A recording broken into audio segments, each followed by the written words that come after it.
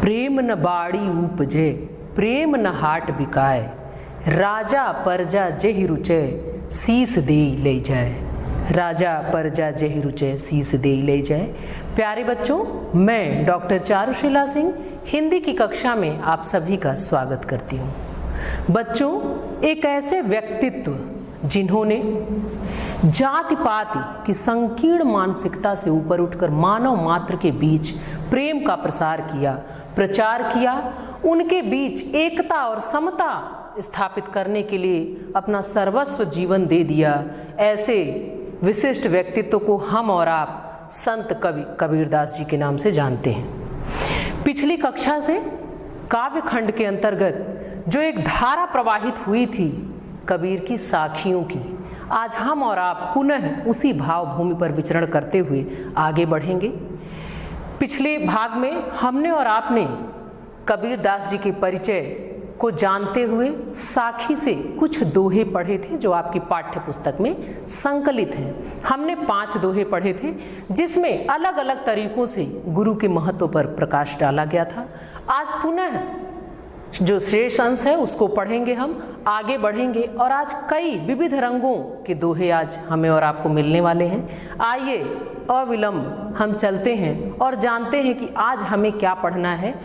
जो दोहे आज हम और आप पढ़ रहे हैं वो क्या भाव भूमि है उनकी, कौन सी बातें उसमें है विशिष्ट। आइए चलते हैं और जानते हैं पाठ के मूल भाव के अंतर्गत, क्योंकि बच्चों आप इस अध्याय से परिचित हो चुके हैं, आप परिचय पढ़ चुके हैं, आप पाठ का परिचय प्राप्त कर चुके हैं और पाठ का जो मूल भाव आपने पिछले भाग में जाना था, भाग 1 के अंतर्गत, उसमें हम जो अंश पढ़ रहे थे हमने उसके बारे में जाना था।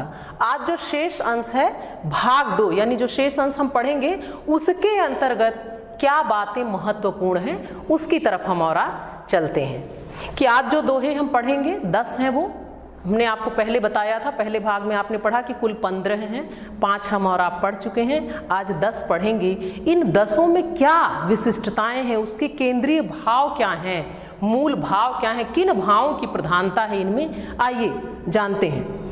आगे फिर इन्हीं भावों को विस्तार देना, इसलिए बच्चों ध्यान से देखें पाठ का मूल भाव भाग 2 के अंतर्गत क्या है, इसमें किस किस तरह के दोहे आपके समक्ष आएंगे। बच्चों ध्यान दें। नंबर 1, जगत की असारता और परमात्मा की नित्यता का वर्णन किया गया है। आगे ईश्वरीय भक्ति का वर्णन किया गया है, मतलब इन अर्थों को खुद में समेटे और सहेजे कुछ दोहे आपके समक्ष आएंगे। अहंकार को ईश्वर के साक्षात्कार में बाधक बताया गया है, जिसकी विस्तृत चर्चा हम आगे करेंगे। शरीर की नश्वरता का वर्णन है और देह के मोह के प्रति मनुष्य को सतर्क किया गया है कि देह का इतना मोह न करें, और इन्हीं बातों की विस्तृत चर्चा अब हम और आप करेंगे। आइए मुख्य विषय से जुड़ते हैं और पढ़ते हैं आज जो निर्धारित दोहे हैं, जो हमने पिछली कक्षा में नहीं पढ़ा था, आज उसमें 5 पढ़ लिया था। आइए अब देखते हैं आगे जो हमें पढ़ना है वो क्या है। साखी, देखिए बच्चों क्रम भी लिखा हुआ है कि अब हम उसी क्रम में आगे बढ़ रहे हैं। सबसे पहला जो काम है वो आप जान रहे हैं कि पाठ का है। आप जानते हैं बच्चों कि काव्य में पाठ का विशेष महत्व, वैसे गद्य और पद्य दोनों में ही है, लेकिन जब बात काव्य की होती है तो क्योंकि ये विशेष नियमों पर बंधे हुए होते हैं, निर्धारित होते हैं, इसलिए इनको एक निर्धारित क्रम में, निर्धारित लय में और निर्धारित प्रवाह में पढ़ना होता है, तभी ये रसात्मक लगती हैं, तभी ये अपनी अलंकार प्रियता से हमारे मन को मोहती हैं, तभी ये छंदों के बंधन में बंधकर हमारे मन मानस को बांधने में सफल होती हैं।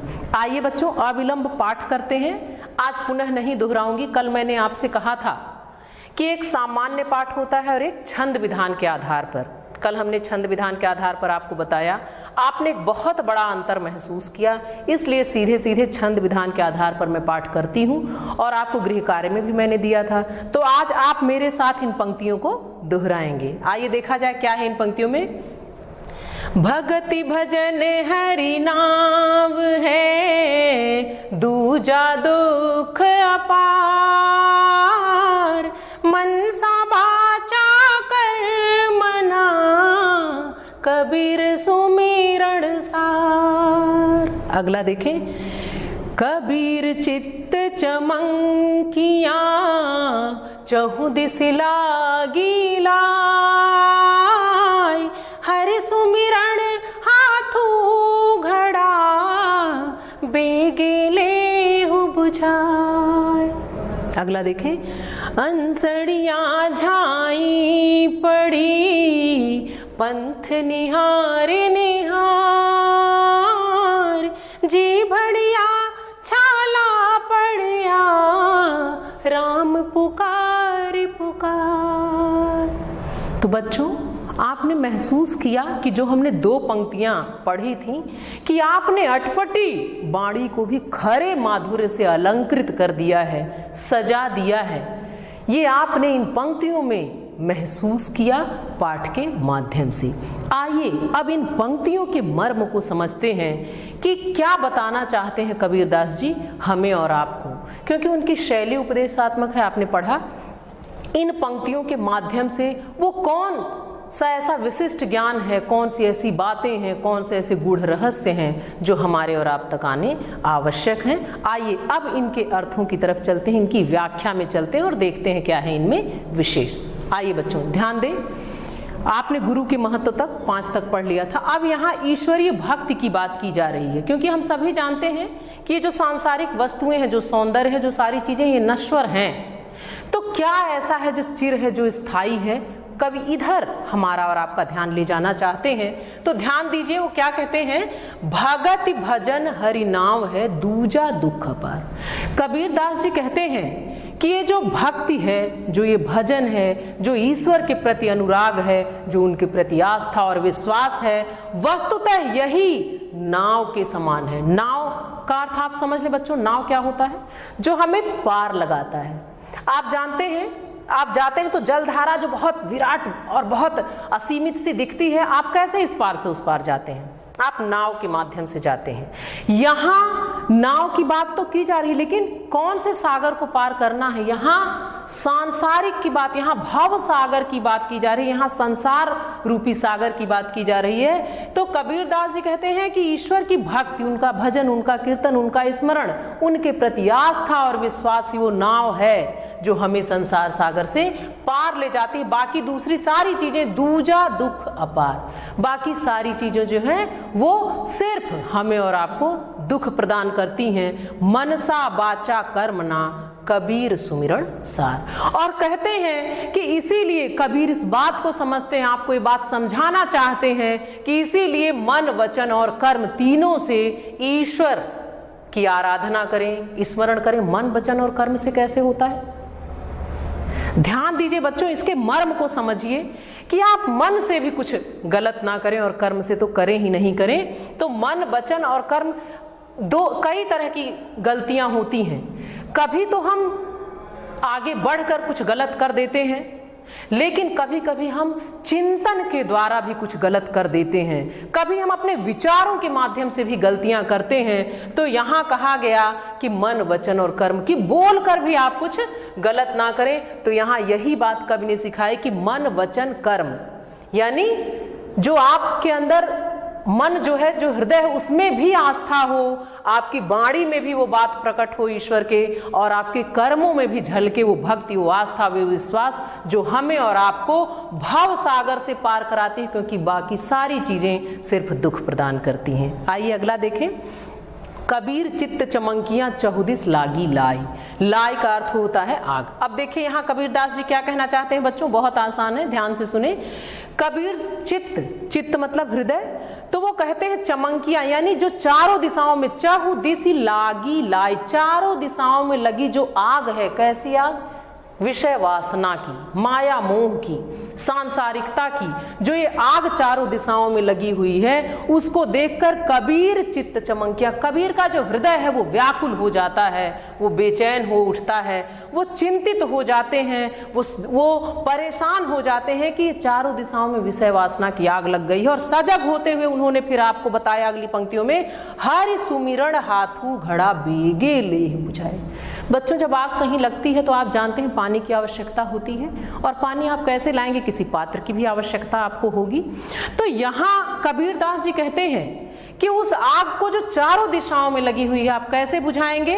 हरि सुमिरन हाथू, ईश्वर के नाम जप रूपी स्मरण रूपी जो घड़ा है, उस घड़े को लेकर आप वेग के साथ, यानी आप उनका अगर साथ ले लें, उस नाम रूपी ईश्वर के नाम रूपी घड़े को अगर आप ले लें तो आप वेग यानी शीघ्रता के साथ इस अग्नि को बुझा सकते हैं। अगला देखें, अनशड़ियां झाई पड़ी पंथ निहार निहार, जी भड़िया छाला पड़िया राम पुकार पुकार। यहाँ बहुत बड़ी बात बता रहे हैं कबीरदास जी। वो कहते हैं कि ईश्वर का पंथ यानी रास्ता निहारते निहारते, यानी देखते देखते, ईश्वर का रास्ता देखते देखते जो जीवात्मा है उसके आंखों में झाई पड़ गई, एक पर्दा सा पड़ गया, कुछ अब दिख नहीं रहा। जी भड़िया छाला पड़िया राम पुकार पुकार, और जीभों में छाले पड़ गए उस ईश्वर का नाम पुकारते पुकारते। लेकिन ईश्वर क्यों नहीं आए? यहां आगाह किया जा रहा है कि सिर्फ रास्ता देख लेने से और नाम पुकारने से कुछ नहीं होगा, जब तक वास्तविक जो ईश्वरीय भक्ति है वो आपके अंदर न उदय हो, जब तक आप विषय वासनाओं से दूर नहीं होंगे, जब तक अहंकार आपके अंदर से नहीं निकलेगा, तब तक आप कितना भी राह देखें, कितना भी नाम पुकारें, ईश्वर से एकात्म नहीं होता, उनका साक्षात्कार नहीं होता। आइए अगली पंक्तियों की तरफ चलते हैं बच्चों। आगे देखें, झूठे सुख को सुख कहे मानत है मनमोद, जगत चबैना काल का कछु मुख में कछु गोद। आगे, जब मैं था तब हरि नहीं, अब हरि है मैं नाय, सब अंधियारा मिट गया जब दीपक देखा माय। अगला सुने, कबीर कहा गरबियो ऊंचे देखी आवाज, काल पर यूं भय लोटड़ा ऊपर जामे घास। ये भी देखें, यह ऐसा संसार है जैसा सैंबल फूल, दिन दस के व्यवहार को झूठे रंग न भूल। आइए अब निहितार्थ की तरफ चलें। कबीरदास जी कहते हैं कि झूठे सुख को सुख कहे मानत है मनमूद, मूद मतलब प्रसन्नता आनंद, कि ये जो सांसारिक लोग हैं, ये जो सांसारिक जितने भी लोग हैं क्या करते हैं, झूठे सुख को सुख कहे। जो आकर्षण माया मोह और विषय वासना है इसमें फंसकर इसी को वास्तविक आनंद, जबकि ये झूठा है, ये स्थायी नहीं है, वास्तविक आनंद नहीं, लेकिन इस झूठे सुख को हम और आप सुख मानकर मानत है मनमूद, मन में प्रसन्नता का अनुभव करते हैं। जगत चबैना काल का कछु मुख में कछु गोद, जबकि वास्तविकता क्या है कि ये जो संसार है, जगत चबैना अर्थात खाद्य पदार्थ है जो हल्का होता है, जैसे चना है, भूजा है, इसके लिए यहाँ प्रयुक्त किया गया। तो कबीरदास जी कहते हैं कि जो ये जगत है, जो संसार है, काल का, ये काल का चबैना मात्र है, उसके लिए चने के समान है, भूजे के समान है, कछु मुख में कछु गोद। तो कुछ तो उसके ग्रास बन चुके हैं, उसके मुख में है, और कुछ उसकी गोद में है, अर्थात अब उनकी ही बारी है, क्योंकि हम सभी और ये सारे सुख आनंद सारे आह्लाद जो हैं वो नश्वर हैं, और यही कबीरदास जी इन पंक्तियों में बताना चाह रहे हैं। अगला देखिए बच्चों, यहाँ मैं अहंकार का प्रतीक है। जब मैं था तब हरि नहीं, कबीरदास जी कहते हैं कि जब मैं था यानी जब अहंकार था तब हरि अर्थात ईश्वर नहीं थे, अब हरि हैं मैं ना है, और अब ईश्वर हैं तो अहंकार नहीं है। यानी एक चीज रहेगा, जब तक अहंकार होगा ईश्वर नहीं होंगे, और जब ईश्वर आ जाएंगे तो अहंकार अपने आप नष्ट हो जाएगा। जैसे अर्थात प्रकारांतर से दूसरा कि अहंकार नष्ट हुआ और ईश्वर का आगमन हुआ। सब अंधियारा मिट गया जब दीपक देखा माही। और ये जो अज्ञान रूपी अंधकार था ये कैसे नष्ट हुआ? जब हमने ज्ञान रूपी दिए को देखा तो अज्ञानता का जो अंधकार था ये पूरी तरह से नष्ट हो गया। अगला देखें बच्चों, यहाँ जो हम सभी लोग जो अहंकार करते हैं, घमंड करते हैं रुपए पैसे धन दौलत पद पोस्ट के लिए, वहां कबीरदास जी आपका ध्यान ले जाना चाहते हैं। क्या कहते हैं सुनिएगा। कबीर कहा गर्बियों ऊंचे देखे आवास। कबीरदास जी कहते हैं कि जो आप अपने ऊंचे पद, ऊंची प्रतिष्ठा और अपने आवास महल, मकान, भवन, ये ऊंचाई आप जिस भी आवास लिखा गया है इसको जान लीजिए कि आपके पद प्रतिष्ठा की बात कही गई कि जो हम आप गर्व करते हैं, घमंड करते हैं, अहंकार करते हैं ऊंचे आवास देखकर, ऊंची प्रतिष्ठा, पद और घर बार देखकर, तो उसका क्या है, वो कितने दिन रहने वाला है। अब अगली पंक्तियों में देखें क्या आगाह कर रहे हैं, काल पर्यूं भौ लोटड़ा ऊपर जामेगा, कि वस्तुतः ये सब कुछ नश्वर है, एक दिन कुछ नहीं रहेगा। काल पर्यूं कहने का मतलब ये समय काल की गणना के बारे में कहा जा रहा है कि कल परसों यानी कुछ समय सीमा के बाद हम सभी जमीन पर लेट जाएंगे, या ये जो सारा पद पोस्ट, आवास, बड़ा घर द्वार, प्रतिष्ठा है, ये सब कुछ एक दिन मिट्टी में मिलेगा। हम आप भी जब हमारे प्राण नहीं रहेंगे तो जमीन पर लिटा दिए जाएंगे, ऊपर जामे घास, यानी हम सब मिट्टी में मिल जाएंगे और उसके ऊपर जब वो चाहे जला दिया जाए, चाहे दफन कर दिया जाए, चाहे स्वयं उस जमीन में पद प्रतिष्ठा और आवास मकान सब चले जाएं, तो क्या होता है बच्चों, जब वो मिट्टी में मिल जाता है तो वस्तुतः उसके बाद क्या है, मिट्टी में मिलना मतलब अस्तित्व का समाप्त हो जाना और ऊपर घास जाम जाना, यानी सब कुछ फिर सामान्य हो जाना, कुछ भी स्थिर न रहना, कुछ भी स्थायी न रहना। इधर ही कबीरदास जी हमारा और आपका ध्यान ले जाना चाहते हैं।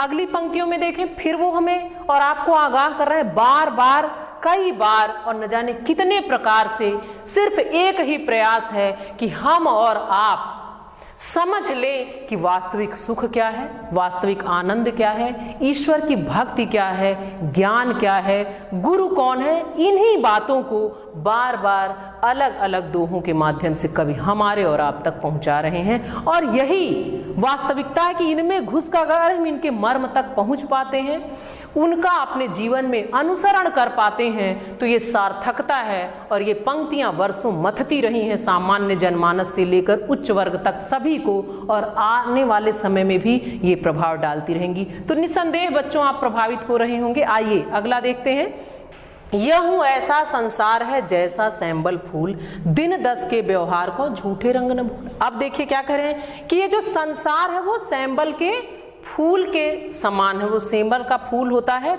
उसके समान। ये फूल होता कैसा है, ये पुष्प जो है वो देखने में बहुत ही आकर्षक होता है, मन को लुभाता है, बहुत सुंदर होता है, लेकिन वास्तविकता ये है बच्चों कि उस फूल के पास अपना कोई गंध नहीं होता, वो आपको बांध नहीं सकता। दूर से तो आपको आकर्षित करता है, लेकिन जब आप निकट गए यानी आपने वास्तविक स्वरूप को देखा तो आप जानते हैं कि इसके अंदर कुछ नहीं है, सिर्फ उसमें क्या निकलता, बस वो रुई निकलती। तो यहां कभी कहते हैं यह ऐसा संसार है जैसा सैंबल फूल, की जो संसार है इसका जो आकर्षण है, जो माया मोह है, जो विषय वासना है, वो कितनी आकर्षक हमें लगती है, लेकिन वो कैसी है, बिल्कुल सैंबल के फूल की तरह, सेमर के फूल के जैसी है, जो सिर्फ आकर्षक लग रही है, वास्तविकता में उसका कोई गंध नहीं है, कुछ भी उसके अंदर नहीं है। दिन दस के व्यवहार को झूठे रंग न भूल। तो जो दिन दस का व्यवहार है, दिन दस कहने का मतलब यहाँ भी समय के बारे में कहा गया। दिन दस का अर्थ कि जो आपको जीवन मिला है, जो समय का माप है, वो दिन दस के माध्यम से बताया गया कि कुछ दिनों के व्यवहार में, ये सांसारिकता में फंसकर क्यों आप वास्तविकता भूल जाते हैं। झूठे रंग न भूल, कि आप इस झूठ में, इस उलझन में ऐसा फंसते हैं कि आप वास्तविकता को भूल जाते हैं। तो उन्होंने आगाह किया कि जो झूठा रंग है इस संसार का, जो सैंबल के फूल की तरह आकर्षक है, इसमें मत फंसिए, इसकी वास्तविकता को जानिए, इसके मर्म को समझिए। आइए बच्चों अगली पंक्तियों की ओर चलते हैं और देखते हैं यहाँ कवि क्या बताना चाहते हैं। आइए सबसे पहले पाठ करते हैं। इहियो सरिचेत्या नहीं पशु ज्यों पाली दे, राम नाम जान्या नहीं अंत पड़ी मुख से। अगला, यह तन कांचा कुंभ है लिया फिरे था साथ, ढक बालागा फुटी गया कछु न आया हाथ। और आखिरी पढ़ते हैं बच्चों, ध्यान से देखें, सुने। कबीर कहा गरबियो देहि देख सुरंग, बिछड़िया मिलिबो नहीं ज्यों का चली भुवंग। तो पाठ हो गया बच्चों। आइए अब इन पंक्तियों के निहितार्थ की तरफ चलें और देखें यहाँ क्या बताना चाहते हैं कबीरदास जी। आप एक बार विचार करें कि एक ऐसे व्यक्ति जिन्हें व्यक्ति तो हम अब कह ही नहीं सकते, जो जन्मे अवश्य एक व्यक्ति के रूप में थे, लेकिन जो व्यक्तित्व बनकर जिन्होंने इस संसार को छोड़ा, जो अनपढ़ होते हुए भी पढ़े लिखे लोगों के बीच में उतने ही समादृत हैं, उतने ही शोध कार्य हो रहे हैं, उतना ही उनको पढ़ा लिखा जा रहा है, तो क्यों? एक सवाल है बच्चों, वस्तुतः आप इस तरफ अपना ध्यान जरूर ले आएं कि क्या ऐसा इस व्यक्तित्व में था जिसने मथ दिया है संपूर्ण जनमानस को, और जिन पर इतना पढ़ा लिखा जा रहा है, शोध हो रहा। आप सोचिए, आप पढ़ रहे हैं, लेकिन आप पढ़ किसके व्यक्तित्व को रहे हैं? जिन्होंने स्वयं कहा कि मस कागज छूयो नहीं, कलम गही नहीं हाथ, कि मैंने कभी कलम को हाथ से नहीं पकड़ा, मैंने स्याही और कागज को हाथ से नहीं छुआ। तो आप ध्यान दें बच्चों कि जो व्यक्ति का कर्म होता है, जो उसकी अंतर चेतना होती है, जो उसकी लगन होती है, वो असंभव को संभव करवा देती है। तो आप आइए इन पंक्तियों के निहितार्थ की तरफ चलें। अब यहाँ क्या बता रहे हैं? जो हमारा और आपका शरीर है, कहते हैं एक बड़े भाग से ये मनुष्य का जीवन मिलता है, इस तरफ कभी हमारा और आपका ध्यान ले जा रहे हैं। यही अवसर चेत्या नहीं पशु जीव पाली दे। कबीरदास जी कहते हैं कि ये जो बड़े भाग मानुष तन पावा कहा गया है, तो ये जो बड़भागी हम और आप हैं, मनुष्य का शरीर हमें मिला, इस अवसर को, इस समय को अगर चेत्या मतलब अगर हम और आप सतर्क नहीं हुए, इसे नहीं पहचाने, पशु जीव पाली दे, तो क्या करते हैं? हम पशु के समान अपने शरीर को पालते हैं, और अंत कैसा तब होगा? राम नाम जानिया नहीं, अंत पड़ी मुख से।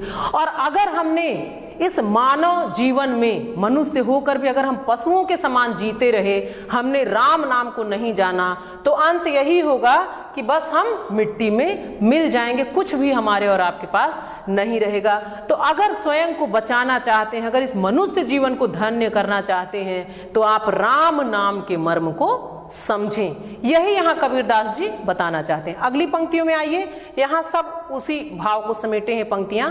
यह तन कांचा कुंभ है, लिया फिरे था साथ, ढकबा लागा फूट गया, कछू ना आया हाथ। कह रहे हैं कबीरदास जी कि ये जो तन है, ये जो शरीर है हमारा और आपका, ये शरीर कैसा है? कांचा कुंभ, कुंभ मतलब घड़ा, कांचा मतलब कच्चा, कच्चे घड़े के समान है। लिया फिरे था साथ, जिसे पूरा जीवन हम अपने साथ साथ लिए फिरते हैं, चलते हैं, आते जाते हैं और बहुत संभालते हैं, लेकिन होता क्या है? ढकबा लागा फूट गया, कछू ना है। लेकिन एक ठोकर, ढकबा मतलब एक धक्का, एक ठोकर, एक धक्का लगता है, और ये जो हमारे शरीर रूपी कच्चा घड़ा है, क्या होता है? फूट जाता है। और जब वो फूट गया, कछू न आया हाथ, तो हमारे और आपके हाथ में कुछ भी नहीं रह जाता। मतलब हमने जिसको सारा जीवन दिया, जब एक ठोकर यानी जब मृत्यु अर्थात काल, यहाँ इस धक्के का मतलब आप समझे बच्चों, एक काल के लिए कहा गया कि जब मृत्यु आती है, जब काल आता है, तो ये जो शरीर रूपी घड़ा है, ये हमेशा के लिए हमारा साथ छोड़ता है, आत्मा चली जाती है और ये मिट्टी में मिल जाती है, और कुछ भी हमारे और आपके हाथ में नहीं आता, जिसको सारा जीवन हम और आप सहेजते रहते हैं, संवारते रहते हैं। आगे बढ़ते हैं, यहाँ देखिए कवि क्या कह रहे हैं। कबीर कहा गरबियो देही देख सुरंग। अब देखिए यहाँ सुरंग का अर्थ सुंदर रंग, सुंदर वर्ण और सौंदर्यता के लिए प्रयुक्त है। देही मतलब शरीर हमारा और आपका। तो कबीरदास जी कहते हैं कबीर कहा गरबियो देही देख सुरंग। कबीरदास जी कहते हैं कि अपने सुंदर शरीर को देखकर घमंड, गर्व, अहंकार मत करिए। क्यों? बिछड़िया मिलबो नहीं ज्यों का चली भूंग।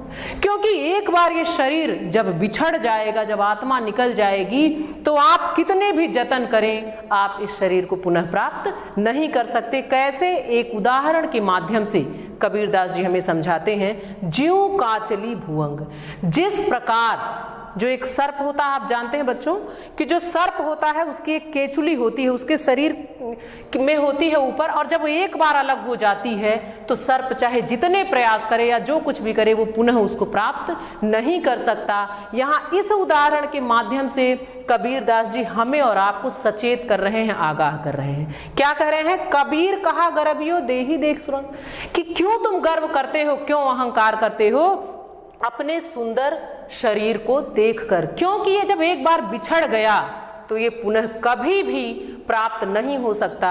जैसे सर्प की केचुली, जैसे वो पुनः उसको नहीं चाह कर भी अर्जित नहीं कर सकता, पुनः अपने शरीर पर नहीं चढ़ा सकता, वैसे ही जब प्राण निकल जाएंगे तो जो ये सुंदर शरीर है जिस पर तुमने वर्षों घमंड किया, पूरे जीवन घमंड किया, अहंकार किया, इसको तुम पुनः प्राप्त नहीं कर सकते और ये फिर मिट्टी में मिलना होता है। तो यहाँ आपने नश्वरता की बात कही, आपने तरह तरह के माध्यम से हमें और आपको ये बातें बताई, और वस्तुतः बच्चों इन सारी बातों को जानकर पढ़कर हम इसमें जितना ही डूबेंगे हम उतना ही बहुमूल्य लेकर बाहर आएंगे, क्योंकि ये पंक्तियां हैं जीवन दर्शन की। इन पंक्तियों में अगर हमने और आपने जीवन के मर्म को पा लिया तो निसंदेह हमारा और आपका जीवन भी सार्थक हो जाएगा।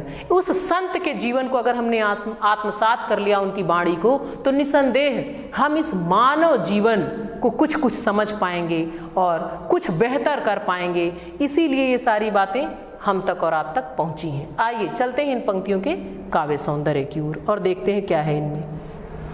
जैसा कि आपको परिचय में भी बताया गया था, आपको ये सारी चीजें पता है पर पुनः बता रही हूं।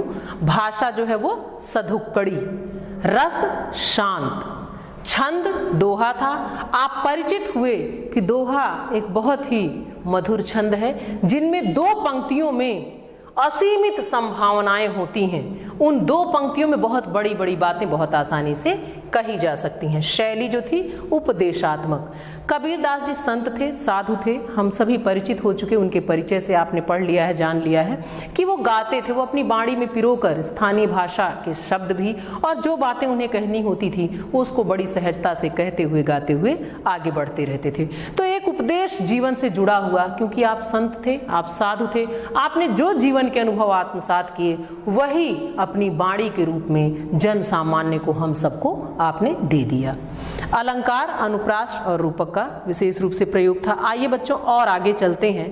व्याख्या का प्रारूप, ध्यान से सुने बच्चों, व्याख्या का प्रारूप ये वो पड़ाव है, ये वो सोपान है जिनसे गुजरकर आप व्याख्या करते हैं तो कोई भी व्याख्या पूर्णता को पाती है। कौन से सोपान है? देखिए, किन चरणों से होकर गुजरने के बाद आप व्याख्या को क्रम से लिख पाएंगे और व्यवस्थित ढंग से। सबसे पहले हम डालते हैं संकेत।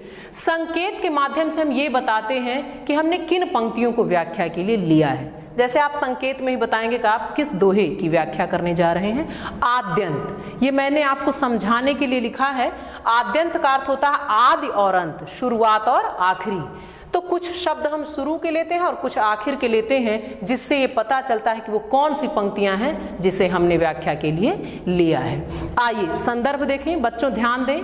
पूरे पाठ में संदर्भ कभी नहीं बदलता। जैसे जैसे ऊपर की ये पंक्तियां बदलती जाएंगी संकेत, वैसे वैसे सिर्फ प्रसंग बदलेगा। ध्यान दीजिए। प्रस्तुत व्याख्येय काव्यांश हमारी पाठ्य पुस्तक हिंदी के काव्य खंड में संकलित साखी शीर्षक से अवतरित है, जिसके रचयिता संत कवि कबीरदास जी हैं। तो बच्चों ये नहीं बदलेगा, क्योंकि संदर्भ में हम ये बताते हैं पंक्तियां कहाँ से ली गई, किसके द्वारा रची गई, पाठ का नाम क्या है। प्रसंग इस जो ये पहला आपका था वही है। देखिए इसमें क्या है, गुरु की महिमा और कृपा का बड़ी ही सहजता से वर्णन किया गया है। अब आप इसके बाद व्याख्या होती है। आइए और आगे चलते हैं। कुछ कठिन शब्द आए थे, उनके अर्थों से परिचित हों। वैसे तो मैंने व्याख्या के माध्यम से आपको बताया था, लेकिन पुनः एक बार देखें। बाचा, वाणी से, झाई अंधकार, मनमोद मन में खुशी प्रसन्नता, चेत्या मतलब सतर्क, ढबका धक्का, सुरंग सुंदर रंग सौंदर्यता। आइए अब अपने अभीष्ट की ओर चलते हैं। आंतरिक मूल्यांकन, एक ऐसा पड़ाव जिसके माध्यम से हम जानते हैं कि कितने सफल रहे हैं हम अपने उद्देश्य में, और उद्देश्य को परखने के लिए, जांचने के लिए बहुत ही आवश्यक है मूल्यांकन। इसके आधार पर हम ये जानते हैं कि हमने कितनी सफलता अर्जित की। तो कुछ प्रश्न आपके समक्ष, ध्यान दें बच्चों। पहला, कबीरदास जी का संक्षिप्त जीवन परिचय लिखिएगा, जिससे आप परिचित हो चुके हैं। दूसरा, कबीरदास जी गुरु को ईश्वर से पहले मानते हैं, इस पर अपना मत स्पष्ट करिए। यह आप अपने हिसाब से लिखिएगा पठित अंश के आधार पर। किसी एक दोहे की व्याख्या स्वयं से करें, वो आप कर लीजिएगा। संप्राप्ति, हमने और आपने क्या पाया, हमने और आपने जाना कि क्यों कबीरदास जी संत कवि कबीरदास जी हैं, और कैसी मधुरता है उनके दोहों में, उनकी वाणी में, उससे हम और आप परिचित हुए। हमने ये भी जाना कि दोहा एक ऐसा छंद है जो बहुत ही मधुर है, जो दो पंक्तियों में असीमित संभावनाएं स्वयं में समेटे रहता है, सहेजे रहता है। अगली कक्षा में एक नवीन विषय के साथ पुनः मुलाकात होगी। धन्यवाद।